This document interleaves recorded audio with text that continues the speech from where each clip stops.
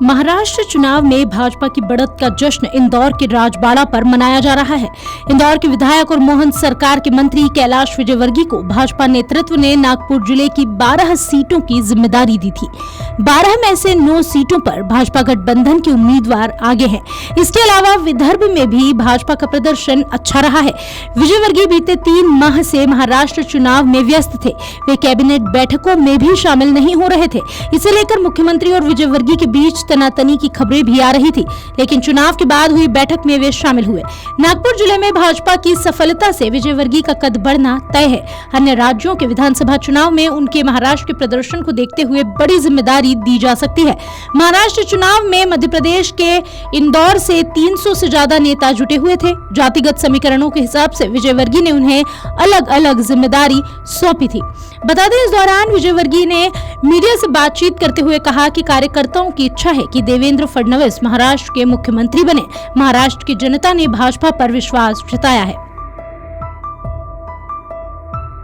मोदी जी का नेतृत्व है, अमित शाह जी की रणनीति, हमारे महाराष्ट्र के दोनों देवेंद्र भाव और यूपी के सभी नेताओं की, विशेषकर महाराष्ट्र के कार्यकर्ताओं ने जिस जीवट किसी ने भी सोचा नहीं था कि इतनी बड़ी जीत होगी। इतनी बड़ी जीत हुई है। मैं मोदी जी को बधाई देता हूँ, अमित शाह जी को बधाई देता हूँ, नड्डा जी को बधाई देता हूँ और विशेषकर महाराष्ट्र की जनता को बधाई देता हूँ कि उन्होंने एक बार फिर से बता दिया कि पूरा महाराष्ट्र मोदी जी के साथ है, भारतीय जनता पार्टी। आखिर मतदाताओं ने क्या पसंद किया, किस तरह पसंद किया जो एक तरफा उलटफेर देखने को मिला? लोकसभा में एक गलत नैरेटिव था और कांग्रेस ने और विपक्षी दलों ने बनाया था।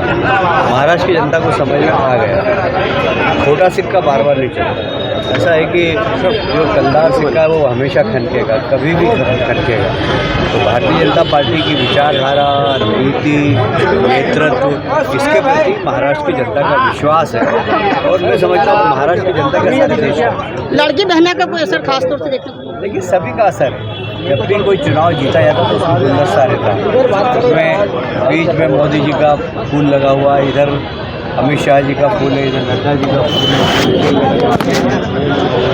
गुलदस्ता रहता है। क्योंकि सरकार की नीतियाँ, सरकार ने जो नीतियाँ हैं और विशेषकर हमारे देश के प्रधानमंत्री ने 2014 में कहा था कि 50% आबादी जब तक सशक्त नहीं होगी, जब तक देश मजबूत नहीं होगा। और इसलिए महिलाओं के लिए जो योजनाएं बनी है केंद्र सरकार की और प्रदेश सरकार की, तो मुझे लगता है महिलाओं ने मतदान बहुत अच्छा किया और भारतीय जनता पार्टी की पकड़। झारखंड में क्या कमी रह गई? अब झारखंड के बारे में मैं अभी कुछ कह नहीं सकता क्योंकि मैं झारखंड से बिल्कुल, मेरी खाली शिवराज जी से बात होती थी तो उनको भी कॉन्फिडेंस था कि हम जीतेंगे और कहाँ कमी हो गई वो हम विश्लेषण। कटोगे वाला नारा काम कर गया क्या झारखंड में? कम बीजेपी ने ताकत जो है महाराष्ट्र में ज़्यादा लगा दी, स्ट्रेटजी बना ली। हाँ, मतलब बड़ा प्रदेश था तो सब लोगों को वही ध्यान था। झारखंड में भी ध्यान तो था, आखिर शिवराज जी और हेमंत शर्मा जी जैसे बड़े नेताओं को वहाँ जवाबदारी दी थी।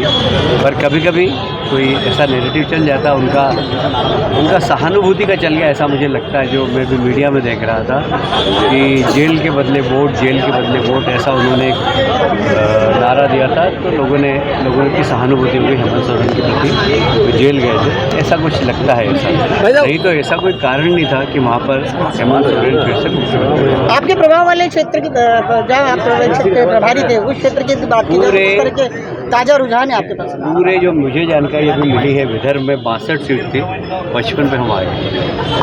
मतलब सबसे बड़ी विक्ट्री विदर्भ। कटोगे वाला नारा काम कर गया है। उन्हें किस तरह से धन्यवाद देंगे क्योंकि वो आपके इंदौर के कार्यकर्ता, इंदौर के कम से कम 450 कार्यकर्ता थे पूरे विदर्भ के अंदर और उन्होंने भी मेहनत की। विशेषकर स्थानीय कार्यकर्ताओं को ज़्यादा श्रेय। मतलब महाराष्ट्र में बटोगे तो कटोगे नारा काफ़ी कारगर साबित दिखाई दे रहा है। क्या मानते हैं जीत का कारण ये भी हो सकता है? देखिए, सिर्फ ये कारण नहीं है, मैं कह रहा हूँ विकास भी कारण है, कुशल प्रशासन कारण है, मोदी जी का नेतृत्व कारण है और इसलिए किसी एक विषय पर कभी भी चुनाव जीता नहीं जाता। और मैं कह रहा हूँ कि एक गुलदस्ता होता है, गुलदस्ते में सब लोग, सब चीज़ होती है। अब उसमें लाडली बहना भी हम उससे इनकार नहीं कर रहे, वो योजना भी, तो सभी। पर मोदी जी के प्रति और भारतीय जनता पार्टी के प्रति विश्वास है, ये एक संदेश महाराष्ट्र की जनता ने दिया। क्या वक्त आ गया शरद पवार, उद्धव ठाकरे जैसे राजनेताओं को अब घर बैठा तो दिया है जनता ने, लेकिन संन्यास लेने? नहीं, मैं दूसरा प्रश्न करता हूँ कि क्यों शरद पवार, उद्धव ठाकरे और कांग्रेस को लोग वोट देते, क्यों देते? क्या कारण है? उन्होंने क्या किया? मतलब ऐसा है कि उनके पास ना नेता है, ना नेतृत्व है, ना नीति है। एक बेमेल गठबंधन, सिर्फ एक ही कि मोदी जी को हराओ, भाजपा को हराओ। जनता उनको समझ गई है और मुझे लगता है कि अब जैसे उद्धव ठाकरे, क्या है उद्धव ठाकरे बताइए मुझे? सिर्फ बाला साहब ठाकरे की बिगड़ेल औलाद, इसके अलावा क्या है वो? क्या है उद्धव ठाकरे में? है क्या मुझे बताइए? कोई नेतृत्व क्षमता है, कोई बहुत अच्छे वक्ता है, बड़े ईमानदार नेता है, कोई हिंदू नेता है? पगड़ी पहनती उन्होंने, टोपी पहनती उन्होंने। इससे तो एकनाथ शिंदे बाला साहब के उत्तराधिकारी हैं, ये जनता ने उनको समर्थन देके साबित किया। अब तो भारतीय जनता पार्टी का मतलब सर्वाधिक वोट बैंक देखा जा रहा है, सबसे ज़्यादा सीटें भी देखी जा रही। मुख्यमंत्री के दावेदारों में कौन से नाम आप देखते हैं? देखिए, आम जनता को लगता है कि देवेंद्र फडणवीस मुख्यमंत्री बनना चाहिए और ये पार्टी का नेतृत्व है, वो तीनों गठबंधन हमारे साथ वो लोग बैठ के तय करेंगे। इसके ऊपर हम निर्णय नहीं कर सकते, पर कार्यकर्ताओं की ऐसी इच्छा है कि देवेंद्र फडणवीस जी वहाँ से। मतलब संजय राउत ने गड़बड़ी की आशंका जताई, जिस तरह के रुझान सामने आ रहे हैं। वो तो फ्रस्ट्रेशन वाला बयान था, मैंने देखा उनका बयान। मतलब मैं एक बात की शरद पवार को दाद दूंगा कि किस प्रकार अपने आदमी को दूसरे दल में प्लांट करना। अगर उद्धव ठाकरे जी को ये अगर लगता है कि संजय राउत उनका आदमी है, तो उनके दिमाग से उतार देना चाहिए। वो पूरी तरह शरद पवार जी के प्लांटेड आदमी हैं शिवसेना के।